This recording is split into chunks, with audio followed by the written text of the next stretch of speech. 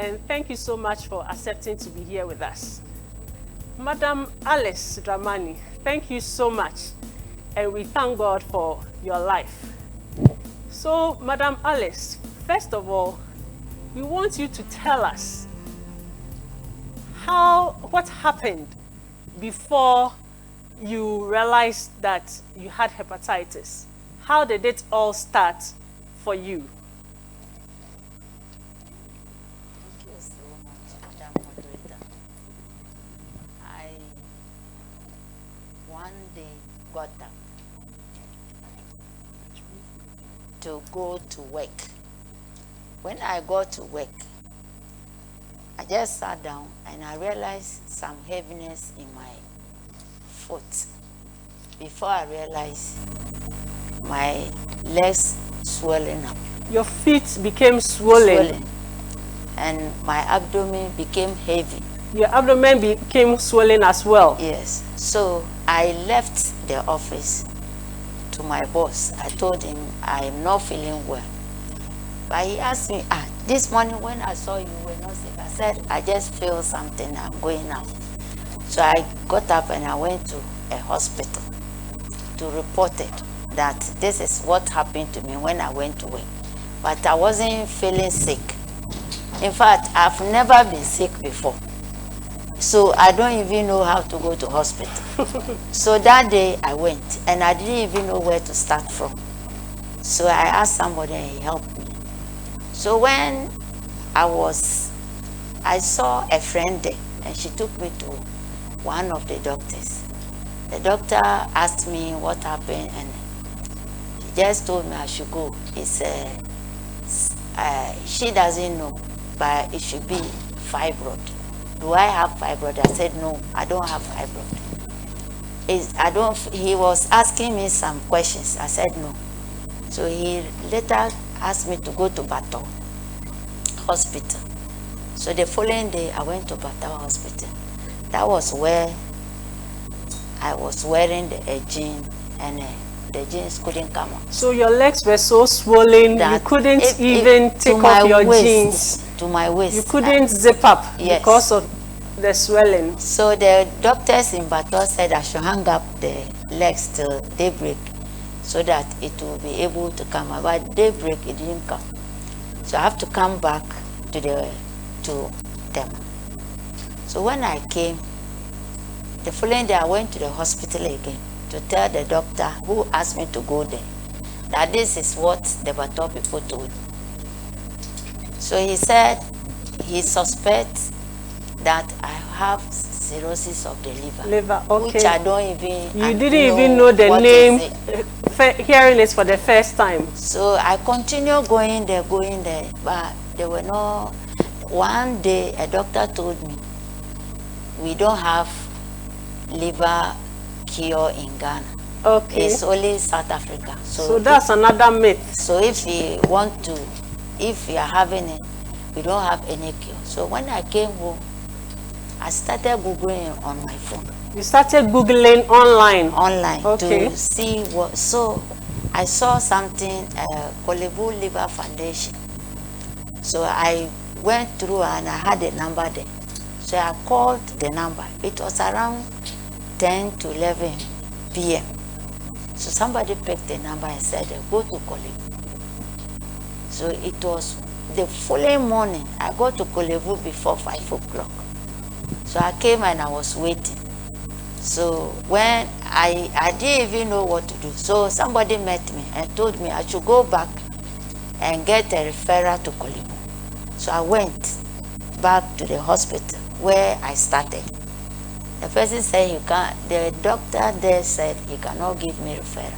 So I went to a place again and a lady wrote the referral to me and I brought it to Kole. Because Kole is a teaching hospital, so you need a referral. Yes. Okay. So when I came, I was there and they called me to this my God angel. That's wonderful. In fact, this woman is very good. So what I will even say is that anybody who is suffering of that liver condition shouldn't waste her time or his time outside. He should come to Kole. Kolebu. And I myself, anytime I see somebody with that condition, I just tell the person, go and collect your referral and go to Kole. Kolebu. The people will be telling me, can you show me the doctor? I said, no, you go there. If you just go, you will see someone who cured me. I don't hide what happened to me. When she saw me, she told me, Alice, the next time you come here, you'll be wearing a jeans. And that day, the dress I was wearing was very big because I was big in it. Everywhere in my body was swollen up, and I don't even know what is happening to me. So she took me to a small room, palpate my stomach, and brought me to the consulting room again. Then she said she wrote some medicines for you. tests for me to wear. Some tests, okay. Yes. So I went to the hospital there. That was it was also done in Kolebu. Yes, it was done there, and they told me I should come in 2 weeks' time. By the time I'll come the 2 weeks' time, there was medicine and everything attached. That is before she gave it to me. Then I left. After 2 weeks, water was coming out. This is the color. That's why I wear this dress. The color was yellow coming out of me. So I couldn't even control myself. I was just on the WC till daybreak. Okay. So, Madam Alice, can we see the pictures? Because she really doesn't mind showing how bad it was. Her legs were really swollen. Her abdomen was really, really enlarged. And she couldn't even breathe at some point in time. So this is how big her stomach was the time it started. Okay? And this is Madam Alice, who is sitting here with us today. And she was also diagnosed with hepatitis B. These are her feet. You see how swollen her feet were. Can we go to the next slide? Okay, so Madam Alice, you said you were given some medications, and a lot of water started coming. Okay. So it was like that about 3 months. So I came back again, and she saw me and with my trousers. That day I wore the trousers. Yes. Again. At first you couldn't wear your trousers. Yes, but after 2 months of treatment in Kolebu, you were able to wear your trousers. Yes. We thank God, and we thank God for the experts. So that was the time the healing started. So I was there up to now. I'm the one today. We thank God. So thank you so much. I think she deserves a round of applause for being bold, searching out, going to find help to the extent of Googling and making sure that when she Googled, she didn't do the treatment by herself. She still went to hospital for the experts to help her. And as you can see, this is where we are today. Dr. Adre Jane Cancer, Dr. Angel. Dr. Angel, Dr. God, according to Madam Alice Dramani, I'm sure she's had a wonderful experience with you. Can you walk us through exactly what you saw when she came to the hospital and briefly tell us what kind of test she did and what kind of treatment you gave her? Because what we saw and what she is now, we thank God, and we also want to know if others can benefit from it as well. Okay, thank you very much. Before I start, I'll issue a disclaimer. All glory be to God and not me. Yes. So when she came, she was in a huge dress. The abdomen was grossly distended. She could hardly breathe, and then was being held by, I think, the husband. Somebody brought her. So when she looked very ill, and she had to be admitted, but she was coming all the way from Tema. So what we decided to do was, let's do some small investigations start her a little bit on the treatment, and then based on the investigations, we pick it up. So we realized that her albumin level was about 6, which was extremely low because of the cirrhosis. One of the functions of the liver is to produce albumin. But because her liver was almost packed, there was no albumin. That's why the feet were bare, swollen, and the ascites. What do you mean by her liver was almost packed? So what I mean is that the function of the liver was about 5%. Yes. And it was quite a challenging one. So what we did was that I restricted salt, put her on furosemide and spironolactone, and screened for hepatitis B. So when she came with the results, hepatitis B was positive, viral load was in the millions, and her E antigen was positive. Please, where did she do these tests? So as she rightly said, she did everything in Kole. And then when she brought the thing, because the E antigen was positive, that tells us that she got the infection at the neonatal level immediately after birth. And if you remember the trend, you start having the complications 30 years to 40 years. So that was the age in which she was, in her 40s. So this tells us that gradually, and the interesting part was that she didn't even have a clue what hepatitis B was. So going around saying that, boasting that I've never been admitted, I've never been to hospital, there was something eating her inside that she did not know. But when the complications came up and we saw it, by the grace of God, she responded very well to treatment, and now she's back to work. I mean, most people thought that was going to be her end, but now she's here sharing her testimony. So we can see some more. Can you go back? Can you go back? So this is how it was when she came. And then when she was given the spironolactone and furosemide, those are drugs that were prescribed, and she started taking them, and then she started seeing improvements. Can you go? So this, you can see, is still a little big, but it's better than before. The next one, this is where she has more or less recovered. This is the first day I reported at work. Oh, great. So after that, I'm sure you couldn't fit into this. No, I can't. You couldn't fit into her clothes at all, but by God's grace, when she went through the treatment, she was able to return back to work. Dr. Adweje, apart from medications like spironolactone and furosemide, are there other forms of treatment? And you've also been saying something like cirrhosis. And then when you were doing your presentation, you also said something about cancer. Can you tell us a bit more about what kind of treatment needs to be given to which patients?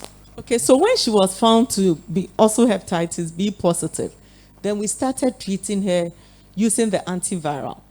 And now what I want to tell the audience is that if your tummy is big, don't go and buy the medicines we are talking about. We need to find out why your tummy is distended. So one other complication that usually will arise apart from cirrhosis with all this thing is liver cancer. And now when one develops liver cancer, then we bring in the surgeons. We bring in the interventional radiologists to help manage the liver cancer. All right. So now we come to Dr. Ofe. When there is a liver cancer and we cannot take medications to address it, how do the surgeons come in to help address this issue? Yes, so we are also happy for Madam the recovery, and in her case she got a complication from hepatitis B, and one of the complications from hepatitis B is that your liver develops cancer.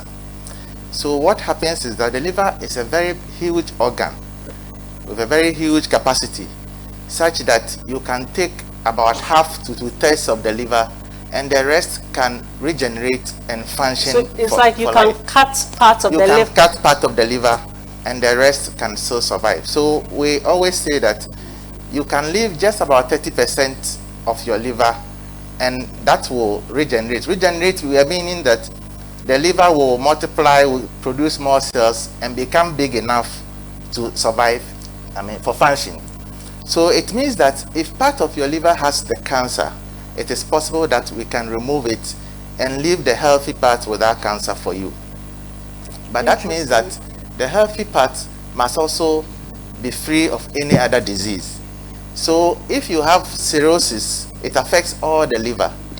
And if part of the liver has cancer and the other part has cirrhosis, then your risk of getting surgery is less, because the cirrhosis may not be able to survive when we take the other part with the cancer. So it is possible that part of your liver is removed if it has cancer, and then you will survive on the other part. In some instances, the cancer has affected all the liver. In that case, surgery is not possible. So it is advised that if you have hepatitis B, you do the follow-up as Dr. Ajwaje told us before, every 6 months. In that case, when cancer is developing, then it will be an early disease, early cancer, such that you have the chance of getting surgery and getting cured.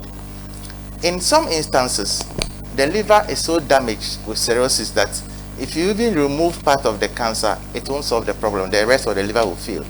In that instance, then another surgery that can be done is to give you a new liver, which we call liver transplantation. Are we able to do liver transplants in Ghana?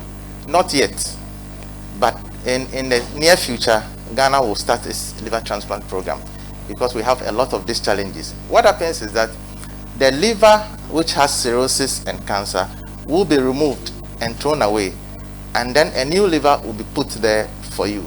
So you start life all over again.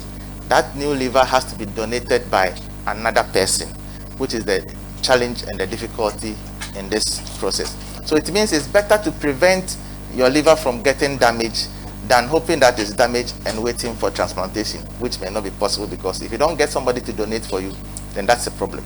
So the surgical approach is that we take part of your liver which has cancer, and then we leave the healthy part for you to survive. Or we offer liver transplantation for you, and then you start life all over again. In some instances, we don't need to remove the liver. What happens is that the cancer is so small, about 3 centimeters in size. In such an instance, we can bend the cancer.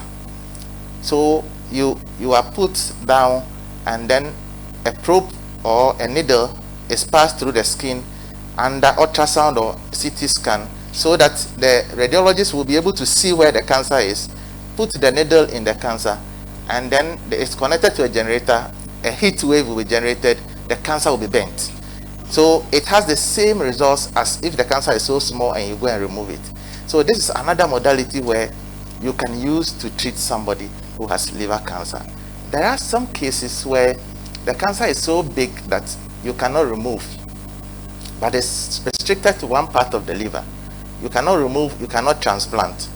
So another means where you can control the growth of that cancer, even though you are not curing the person, you can control the growth of the cancer and prolong the person's life. We call it TACE. In this instance, the blood vessel that feeds that part of the liver is blocked by a chemical. So you introduce that chemical through the blood vessel, and you block the blood that goes to that part of the liver. So the cancer cell they become hungry and they die. But they don't die fully. And that's why we say you cannot cure it by that means. So you just prolong the person's life. So we expect that you don't get to that state. You should be able to come early, so that we offer you curative surgery that your survival becomes prolonged. So these are the surgical means that when you develop complications of cancer, we can offer you in Kole Teaching Hospital.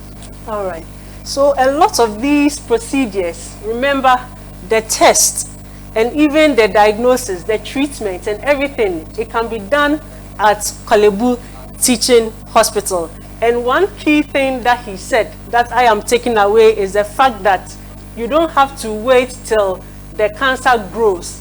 If you are diagnosed with hepatitis B, make sure, or hepatitis C, make sure that you present to the hospital. It is not the end of your life. There are several things that can be done, and they have to do the assessment.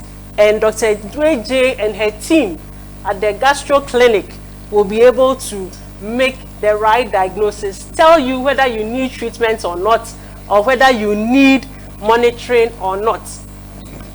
At this point, I just want us to remind ourselves that this program is being sponsored by Roche, Ghana Web, Graphic, City TV, and City FM. And we appreciate everybody who is online and in here as well. So we'll take any questions that have been shared online. But in the meantime, Dr. Edreje, assuming that I don't know whether I am hepatitis B or C, how am I able to determine whether I have hepatitis B or C? Is it a complicated thing? What exactly happens? What can I do to know whether I have hepatitis B or hepatitis C? Well, it's quite simple. You walk into the lab and then you can have it done. And just knowing screening for hepatitis B and C is not expensive at all. And most labs will do it for you. The other additional thing I want to add to what Dr. Fair said was that this interventional radiological thing where we bend the tumor is done in Kole as well. So those of you who are fond of traveling to the UK, to US, to India for that, we have it available in Ghana. So if you have that, you can see us and it will be arranged for you. And for the donors, you don't need to give your whole liver to the person. They just take part of your liver and give it to the other person. And whatever is left will grow and then will sustain you. Thank you. All right. Okay. So we have some questions on Zoom. But you remember she said any lab. We have so many labs in Kole. Kole Polyclinic, Family Medicine has a lab. We have Central Lab. We have Cardio Lab, Obs and Gynae, A&E. There are so many labs that you can have all these tests done, whether you are positive or negative. And if you have to even do other tests or investigations like a scan, a CT scan, it can all be done in Kole. If you need to see specialists for more treatment or you need medications, you can get them all at Kole. So we have some questions from the Zoom call. The question is, please, do you need to vaccinate again after 10 years of initial vaccination? You mentioned that we need 3 doses. So when I finish my 3 doses, do I need to vaccinate again after 10 years? And this question is from Dr. Seth Apia. Okay, thank you very much, Dr. Apia. You don't need a booster dose. Now, the thing is that if you've taken all 3 vaccines, and the vaccines are potent vaccine, cold chain was ensured, then you know that for the 3 you are protected for life. But to be sure, there's a test that we do, we call it the antibody titers. You can do that if your titers are more than 10 IU, then it means that you are still protected. If it's less than 10, but more than 3, it means that there's partial protection. So that is when you may go for a booster.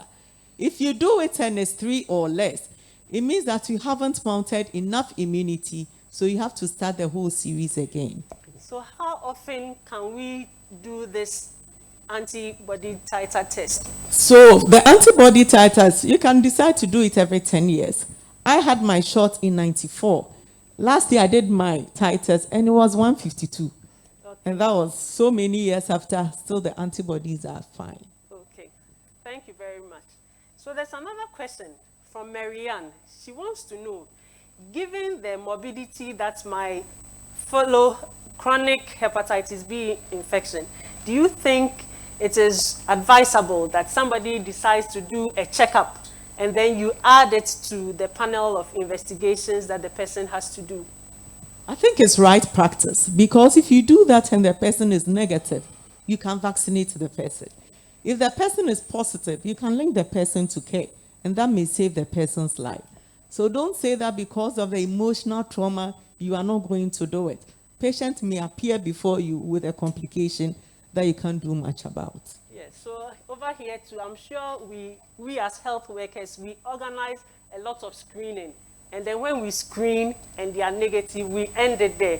let's remember to encourage them to go and get vaccinated. Otherwise, a few months down the line, they can get exposed and get infected. So when you see somebody who is negative, it's always advisable to offer vaccination. There's another question. How do you know whether your vaccination was effective? I think indirectly you answered it away, but just touch on it briefly. Okay, so 4 to 12 weeks after your last vaccination, you can do your titers. And the levels I said can tell you whether it was good or not. All right. And so that question was from John Joje Mensah. There's another question from Emmanuel Eduf Dazi, and he says, how preventive is it for newborns who get only hepatitis B vaccine and not the immunoglobulin due to the cost? So maybe you talk about the treatments we give to newborns when their mothers are positive during pregnancy. Then that's when the...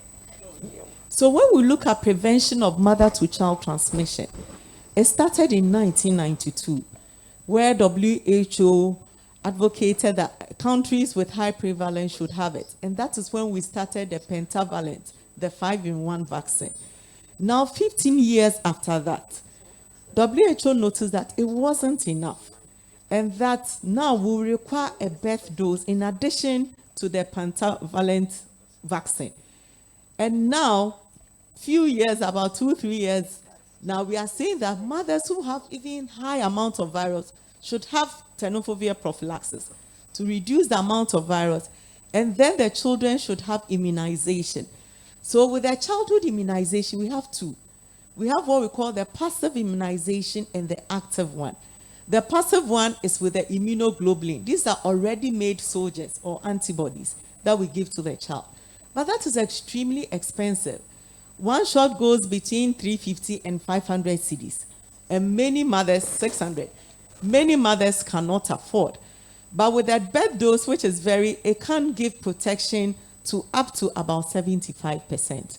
And then when you add on the immunoglobulin, it pushes it up to about 80 to 85%. And if you add the maternal prophylaxis, then we are hindering about over 95% protection. So it's important that pregnant women know their hepatitis B status, yes, so that they can protect their children. Yes, but with the immunoglobulin, if you don't have it, the birth dose is equally very good, and that is what we should advocate for. Okay.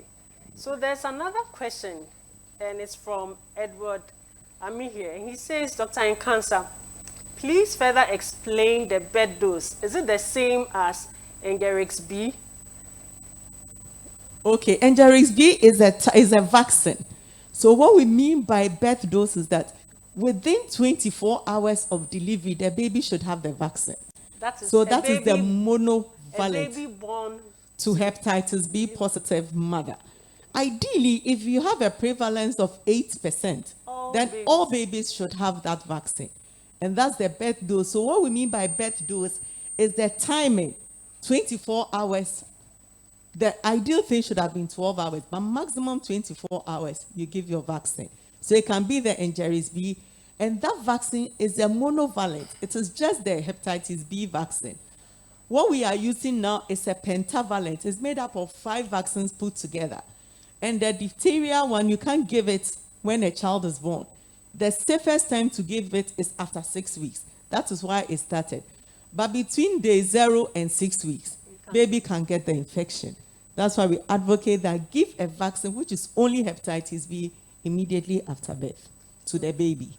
All right. Another question is, can breastfeeding start immediately after delivery before the neonate receives the vaccine or immunoglobulin? Yes, you realize that the amount of virus in the breast milk is quite low. So it can be done, yes. Okay. And somebody else wants to know, can we get a recording of the meeting? And I'm sure it will be uploaded later on. So definitely you will get the recording. So if you just joined us, you can get the full recording later on when you log into either YouTube or Facebook. Another question says here, can a person with inactive hepatitis B transfer it to someone? Yes, but it is less so compared to somebody with a lot of virus. So when we say inactive, usually the amount of virus in the blood is quite low, and therefore the risk of transmission is also markedly reduced compared to somebody who has lots of virus in the blood. It can, but it's very low. Yeah, so this is a very interesting question, and I'm sure some of us health workers are guilty. He says, please, I am hepatitis B positive. Viral load was done and it was 2,340. But I went to the hospital and I was asked to take some liver supplements. He's mentioned the name, but I don't want to mention it. How do I go about it again? Because I don't know if I'm making progress. And I haven't done the load again since last year. Okay. Let me come in. Yes. Doctor, when I went to that hospital, Yes. they also gave me that liver supplement. And that was the time when I took it, I was bloated. You became bloated. Yes. After you took the liver supplement. Yes. So when I came, she told me, I brought it. And she told me, why? Now for you to take what will kill the viruses, and now you are now making the virus to grow. That is what she told me. So I went back to that hospital, and because when I was there, somebody too brought a complaint. That was the same like liver tone. Let me tell them. Yes. That was so that was the time I became bloated with the medicine. Yes. All right. Yes. So Dr. Jojo, what do you have to say about the supplements? Okay, the bloating with the medicine could be just coincidence. Now, what they tell you is that it's a liver protector. I ask myself, if you have a big crack on your wall, would you paint it or would you mend the crack? So for somebody with hepatitis B, you either take the treatment if you need it, or we monitor you. There have been patients who've come in, lots of them with liver cancer, they've been on these protectors for so many years. And it gives them the false assurance that they are on treatment. Meanwhile, it's just multivitamins. So I would say that in the management of chronic hepatitis B, these liver protectors are not part of it. It can be used for other things, but not in viral hepatitis. So if your viral load you did and it was 2,300 and something, unfortunately, you didn't tell us the unit. Every 6 months, you need to check your viral load to see if it's going up or it's coming down.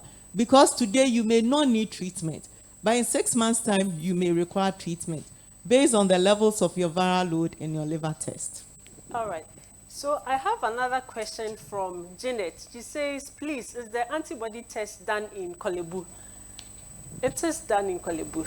So I'll answer that. And then, how much is the cost of treating hepatitis B? Kobna wants to know. It is very expensive. The basic investigations we do prior to knowing whether you need treatment or not will cost you on the average 1,050 cedis. And then if you need treatment, the minimum per the cost of the drug is 250 cedis every month. And for those who are e-antigen negative, you have to be on it for life. Those who are e-antigen positive, you need to be on it until you become e-antigen negative. And then you consolidate it for about a year or two. So every month, you need to cough out a minimum of 250 cedis. And then every 6 months, we need to repeat the amount of virus to be sure that the drugs are working. And that's also about 500 cedis. So that's the viral load test. Okay. Somebody wants to know, Ronald.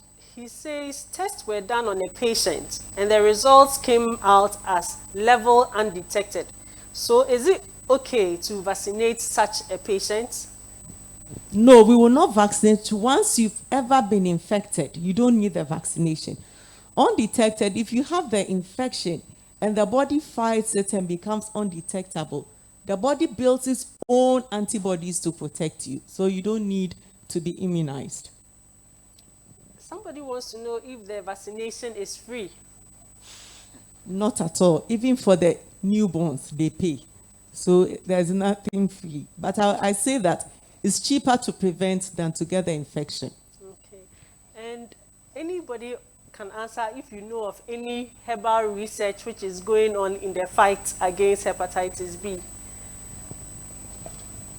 There is one gentleman who's come up with lots of things, and then as usual, saying all sorts of things. So I directed him to go to Ghana Health Service, the traditional way, so that they assess. I'm here to get any information on that. Because they always tell you the patient was positive, became negative. Some of them just use the liver function test, which is fluctuating.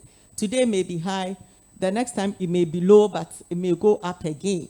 And if you use that, you always make a mistake. So it's better to use the Viral load in addition to the liver so test. this goes to our clinicians as well. So there's another question, and I'm sure it's from one of our health workers. She says, Dr. Adjoa in cancer, can you please go over the cutoff value of the hepatitis B viral load above which you treat? Okay, so we divide it into two. The hepatitis, we have E antigen positive and then E antigen negative. For those who are E antigen positive, the cutoff is 20,000 international units.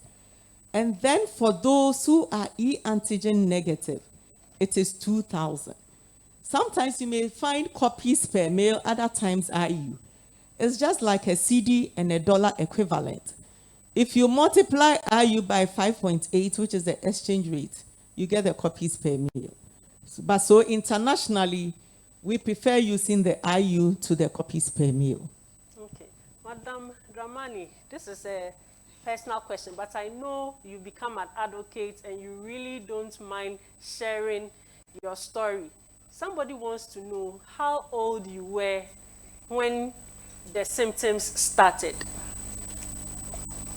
I already said I don't even go to hospital. Yes. I've never been admitted. So you've never been sick for most parts of your life? No. And then when your stomach became big, how old were you? I was 43. She was 43, yes. So in her early 40s yes, when 43. it started. And tomorrow is her birthday and she'll be 46. Thank you so much, Madam Alice, for sharing your story with us. There's another question. Is the vaccine covered by NHIS? No, please. Okay, so somebody said, can you educate us on the schedule for hepatitis B vaccination? I think she mentioned it. 016. So you do one, the second shot will be in a month's time, and the third shot 6 months. So 0, month 1, and month 6. Okay, so somebody is sharing that immune globulin, especially the is about $10,000 a bottle here in the US. We handle a bottle with our life when instructed to infuse it. Excellent program, proud of Kole. So that means it's relatively cheaper here. So we thank God that we are getting it relatively cheaper here, but it's important that we buy it when we have to. There's another question. Can self-examination like abdominal palpation help us in detecting it like we do for clinical breast exam in preventing breast cancer? If you need to do that approach, then you are looking for advanced disease.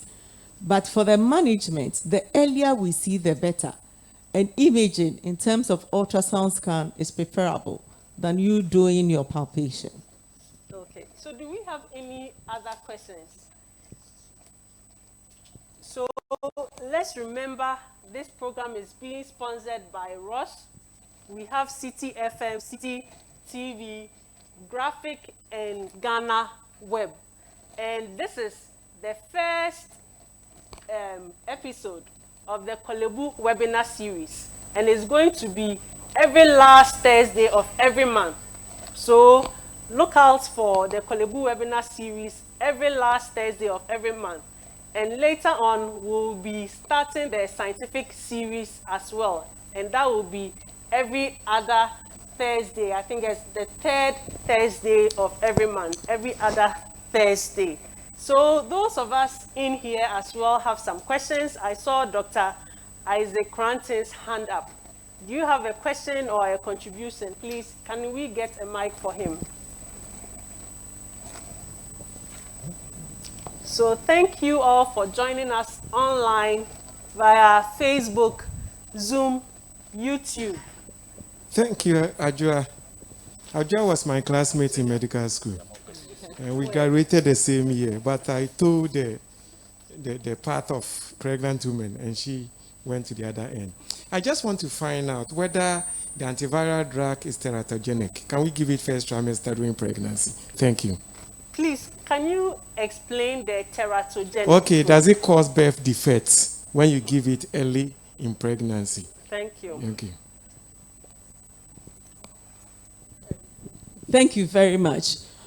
There are some that are teratogenic or give you abnormal babies, and that is contraindicated.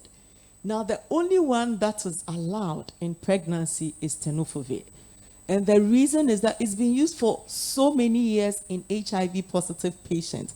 And research has shown that in terms of teratogenicity, there's no problem. One of the two main side effects when it comes to the use of tenofovir is renal and then bone problems.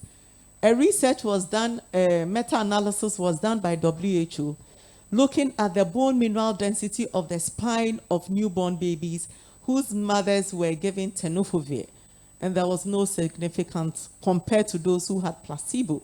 So it is highly recommended you can use it. If a patient is on any other medication and gets pregnant, you need to change it to tenofovir. Thank you. Yes, somebody wants to know, doctor, please, is it the public health nurses who give the short dose within the first 12 hours whilst on the ward?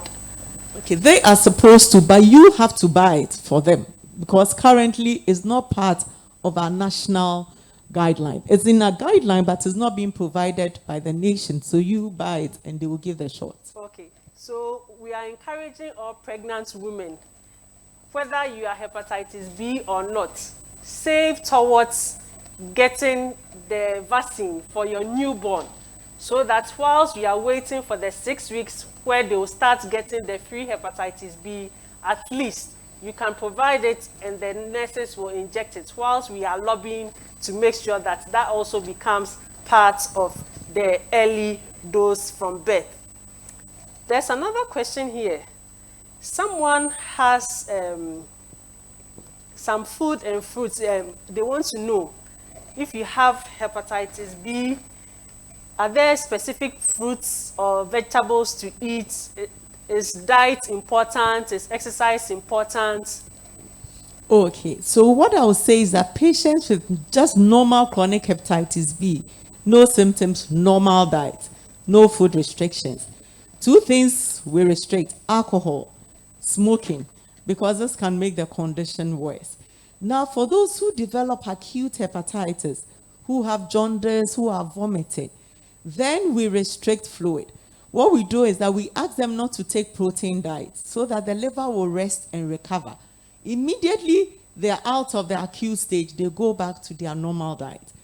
Patients who have cirrhosis, like lots of fluid in their abdomen, like the pedal edema, we restrict salt.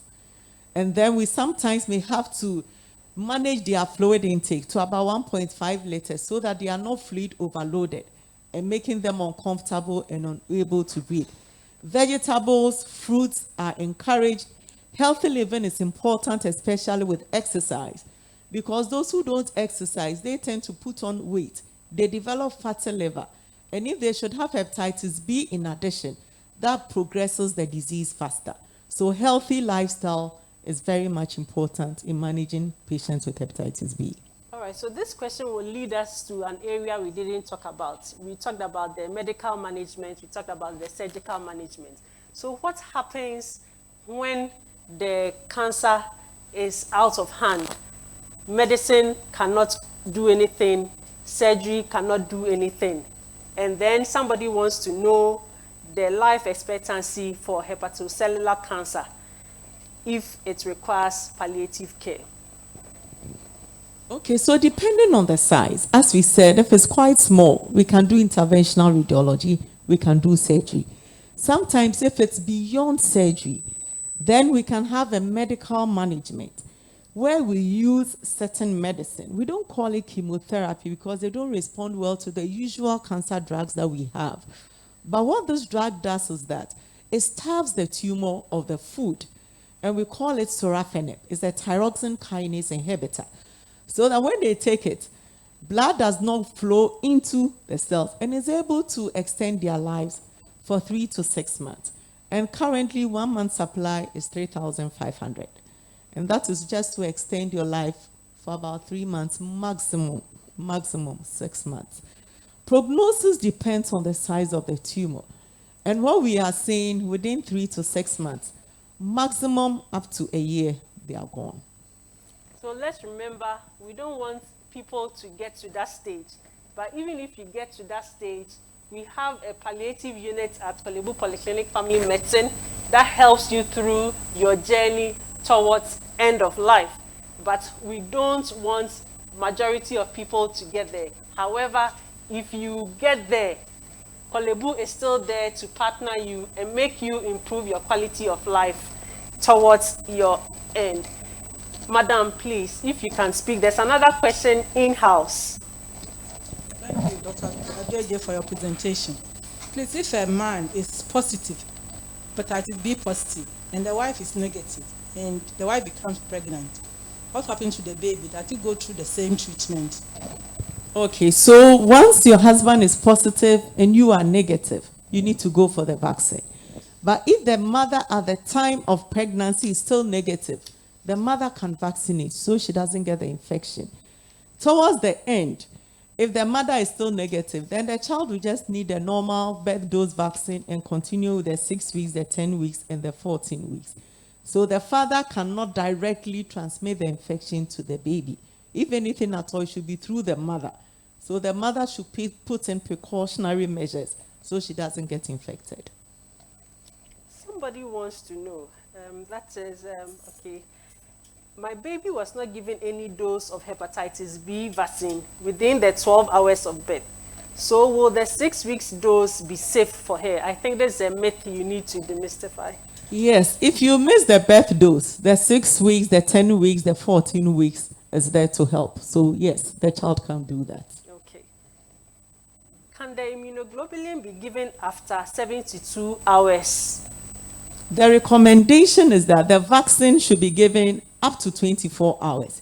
Immunoglobulin up to 72 hours. After 72 hours, the effect compared to the benefit is not useful. So try and do it within 72 hours. Natasha wants to know, if you are hepatitis B patient and you are pregnant and not under any treatment, can it affect your baby, as in cause you to lose the baby? Will there be any complications to the baby? No. The only thing is that if you should get infection that is affecting the placenta, then sometimes it can cause the baby to be infected. So what you do is that if you are positive, if you can't do the viral load, at least do the E antigen. And if you are positive, you can be started on treatment to reduce the amount of virus in the blood. And this is usually done at week 28. Okay. So another person wants to know that, for instance, the immunoglobulin, when it is given at birth, is there any other time in the baby's life that it has to be given again? No. So the immunoglobulin is given to protect the baby whilst the vaccine takes time to produce its own antibodies. So the one shot should be enough. Okay. So this is an interesting question. Given the numerous bitters on the Ghanaian market and the dangers presented by hepatitis B, what rigorous education campaign is going on, particularly in the villages, to be mindful of this in order to save lives?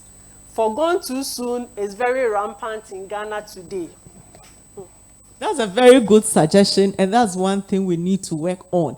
Because if you have a high prevalence of hepatitis B and your alcohol consumption is high, as well as hepatitis C, the risk of progression is faster. And so for such patients, they tend to get complications within 15 to 20 years. And then they come with the liver cancers in their early 20s and 30s. Okay, so somebody wants to know, this one is like hepatitis B and C co-infection, and you measure the titers. Have there ever been a case where the titers of hepatitis C were higher than the hepatitis B in your patient? Okay, so it's not the titers, but we are talking about the viral load. So when there's co-infection, we do the viral load for hepatitis B, we do that for hepatitis C. Usually there's one that is dominant.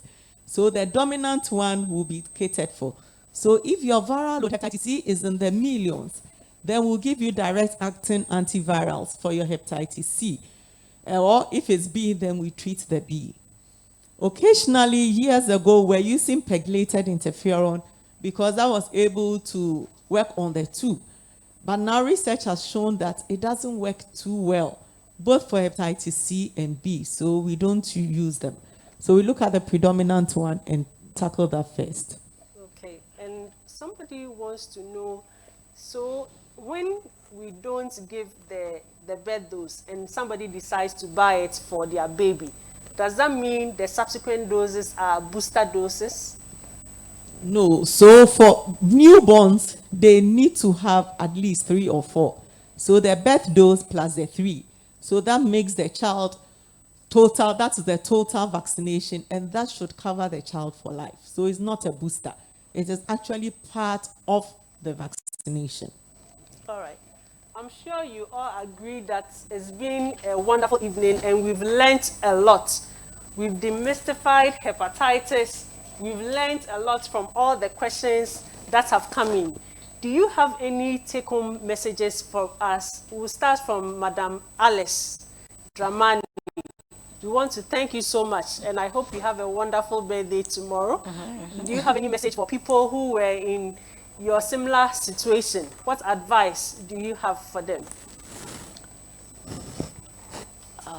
What I have for them is when they realize that you have been to a hospital and the doctors there are not able to tell you what is wrong with you, take the referral to Kole. Thank you very much. Yes. A simple story is that if you go to a hospital and you are not sure what is happening, Yes. request a referral. It's your right. Request for a referral to get a second opinion at Kolebu, Yes. where the correct diagnosis will be made for you. The treatment will also be available for you. All the tests that you need to do will also be available. You want to add something Yes, here? because to me first, I know Kolebu is Last no-go area. You cannot go there. But when I got there, I'm even happy that those hospitals I've been to, Kolebu is the best. So if you go to any hospital, especially where I was going, and you don't, I said, doctor, there was a time I went, the doctor was watching her phone, I was standing. That was why when I started weeping that, am I going to die? So it's like, if you go to hospital and the doctors are not, they don't even, they are not worried about your sickness. They don't care about you. They don't care about. Just take the referral and come to Kole. Yes. Where we will show you a lot of care and love. I've been directing a lot of people. Thank you so much. Especially if I see somebody who is like my condition, I'll tell the person, don't go there. Go and look for referral to Kole. If you go there, I ever met somebody, he said he's a Sierra Leone. I asked him, I met him in Dr. Ajua's gate. He was sitting there with his family. He said he's from Sierra Leone. I said my condition was bad as he, so he will be killed. He has been calling me. He said he's okay now. We thank God. So, and a lot of people has been dying because of these frustrations. when you go to hospital, they will not mind you. They will rather kill you there before you get there. You see. So we are all Yes. learning today Yes. that it is possible Yes. to get a second opinion, Yeah, go to- and you will no longer be hopeless. Yes. So Kolebu is not only a premier hospital, we are also quite significant in the West African region and Africa as a whole. As you know, our experts are noted worldwide. And remember, this is the first in the series. There will be others where we will also unveil other experts in various areas. So save the date every last Thursday from 5 to 6:30. Our apologies for starting late, but we promise you that it will be better next time. So Dr. Georgie, please, your closing remarks. So with my closing remarks to individuals, let's take care of our health. People were screened for hepatitis B in the hospital, and they were like, we are waiting for management to give us the vaccine. Please, at least the little you can do for yourself for long life. And then we also appeal to the leaders of this country. We've been crying for so many years for birth dose. We've been crying that the investigations should be on the health insurance. Management treatment should be on health insurance. Please take heed and listen to us, because people in your productive age groups are dying unnecessarily, leaving orphans around who may turn out to be evil to the society. So as we think about HIV, as we think about malaria, as we think about TB, we should also think about hepatitis B. Thank you. Thank you. Dr. Ofe. So my comment would be that hepatocellular carcinoma or liver cancer is scary. And it's scary because the average age of those who get the cancer is 42 years. Majority of the patients are in their 30s, and this is the working class. So if the youth are dying, then the future of the nation is at stake. And what everybody should know is that if hepatitis B is the most important cause of the liver cancer in Ghana, then everybody must try as much as possible to know your status, take preventive measures, and then save your life. Because what happens is that if I see 20 people with liver cancer, you will have only one person who will qualify for surgery. It means that the majority of cases always come very late. So prevention is better than cure when it comes to hepatitis B and liver cancer. All right. So let's remember, this is the first episode. There will be several others. Our sponsors have been Rush, Ghana Web, City FM, City TV, and Graphic. And for our take-home message, let's remember there's a way to screen and prevent using vaccines, both babies and adults. And then also when you test positive, there is a way to treat so that you don't have complications later. And even if you develop complications, come to Kolebu so that we'll give you the right treatment and we'll monitor you over a period. For anything health, if you are worried about anything, always start and think about Kolebu. Thank you so much for joining us on Facebook, YouTube, but do not go yet. We have the few words from our dynamic Chief Executive Officer, Dr. Opoku Ampoma. Let's give him a round of applause. Thank you, panelists.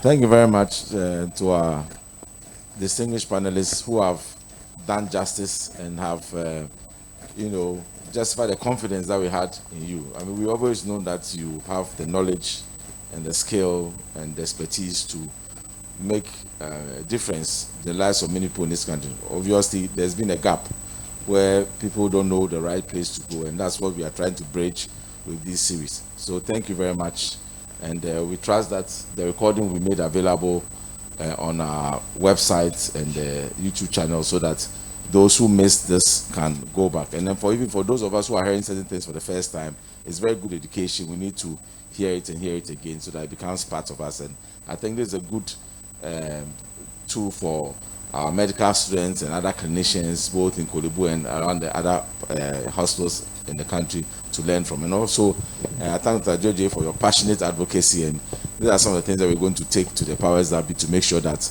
it's fed into policy, so that some of these benefits can become available to all, those who are needy, so that we can get the necessary support. But on a lighter note, I'd like to, on behalf of the Kolebu teaching, also wish Mr. Jalmani a happy birthday. And we have Kolebu, the hospital has a small token for you to celebrate your birthday tomorrow. So we'll present that to you after the meeting. So thank you very much, and God bless you.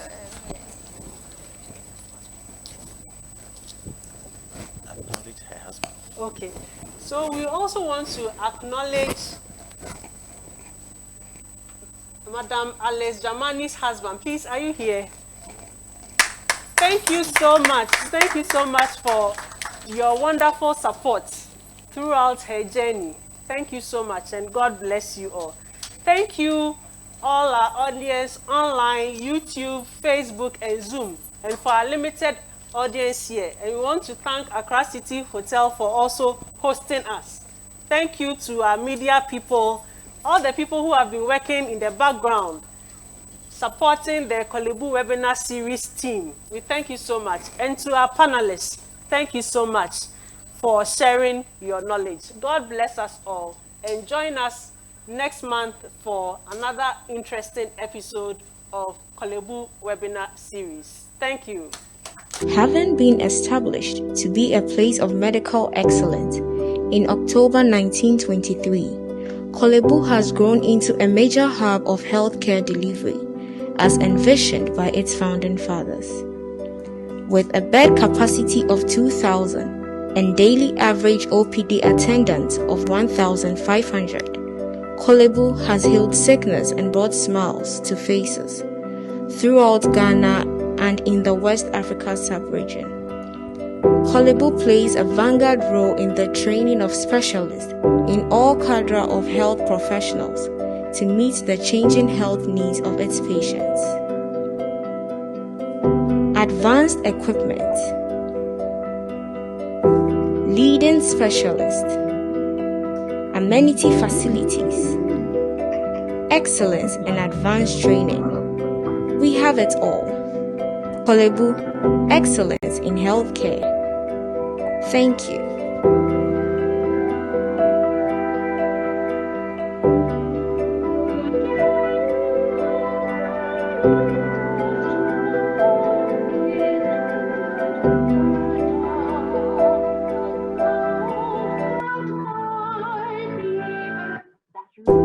Having been established to be a place of medical excellence in October 1923, Kolebu has grown in